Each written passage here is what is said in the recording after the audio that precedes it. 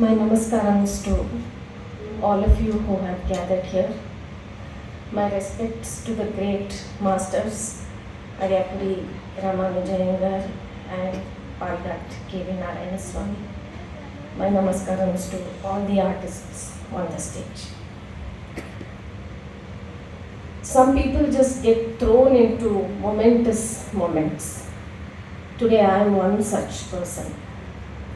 I'm not even sure if I have the caliber to speak of the legendary Vidwan Palgat KVN Swami, but good fortune at times overtakes everything. I'm among the many listeners who has been mesmerized and moved by Sri KVN's music.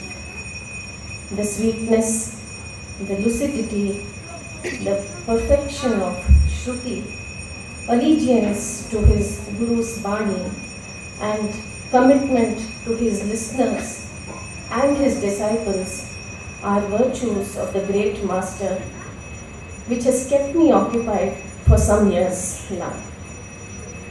On the occasion of his centenary, it's imperative to remember him not just as a great musician, but also as a fine human being. In both these aspects, I want to acknowledge the extraordinary contribution of Padma Mami, his disciple and wife, who also remained his intellectual companion.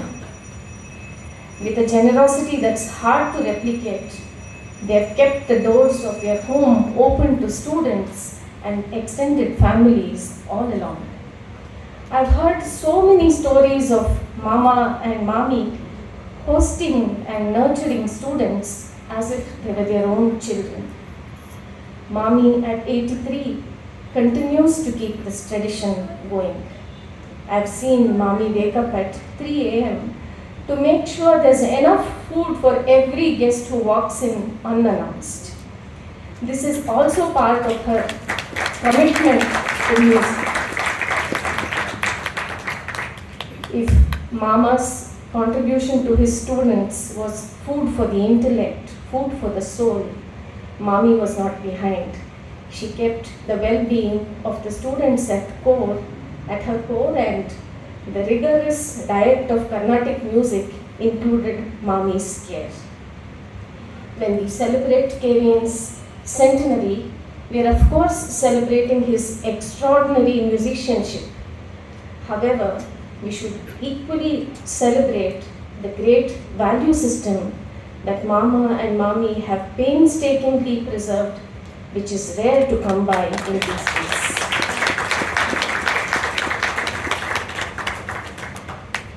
KVN Mama's devotion to his Guru is very special. In a lecture that Mama presented in 1987 for the India Fine Arts Society, Mama speaks at length about his Guru. At one point, he himself admits that he cannot speak about music without continuously referring to his Guru. Such was his devotion. He discusses his Guru's musicianship, and in discussing it, he not only presents to the listener the musicological theories of listening, understanding, and practicing Carnatic music, but also unravels how his Guru's music shaped his own music. KVN's music was a realization of the grandeur of Iyengarwal's music, the rich, robust, gamaka-laden voice. What is his Guru's music and what is my music? Were questions that bothered KVN all along. KVN derived the best Manodharma techniques from his Guru. However, the vocalization of both these great artists remained far and apart. As opposed to Iyengarwal's machismo music, KVN had a sweet, Shruti-aligned voice that could traverse easily in the higher octaves. Early on in his association with his Guru, KVN began to reflect on the music that was going to be his. Hence, he derived from the best of his guru's Manodharma techniques, but put everything into his own perspective. He perfected what he had imbibed from his guru. You can see this in his music, in his deployment of Manodharma. For instance, an alapna by KVN was always succinct and precise. Even when it was elaborate, it was not a question of time. KVN believed not in the length of time but in the depth of experience an alapana could give. So even when an alapana was 1 minute, the listener felt complete and fulfilled. KVN himself used to say, if you sing for 1.5 hours, the listener must get the impression that you sang for 3 hours. That is the depth of experience you should be able to transmit to the listener through your music. The intensity and richness KVN could bring to his music was very special. His swara patterns, like his gurus, were short, sharp and imaginative, mostly sarvalagu patterns. He never indulged in technical acrobatics, or was there any exhibitionism of skill or virtuosity. His music was a perfect balance of the kriti and all the Manodharma components. KVN's music was so complete that there was no requirement to overdo any aspect of the Manodharma components. KVN paid a lot of attention to small details because for him, the overall architecture of his music had to be aesthetic, a thing of beauty. Speaking of his guru's music, KVN would say, Anna's Neraval is asadhyam. But it was KVN who earned the title Neraval Narayanaswamy. KVN never mixed speeds in the Neraval, used bragas very sparingly, and even when he was singing in very high speeds, he never compromised on lyrical quality or on the bhava. Going back to the lecture, the 1987 one with which I began, KVN uses Iyengarwal's music as a framework to illustrate the best values of Carnatic music. By saying what he is not, as compared to Iyengarwal, he defines his own music.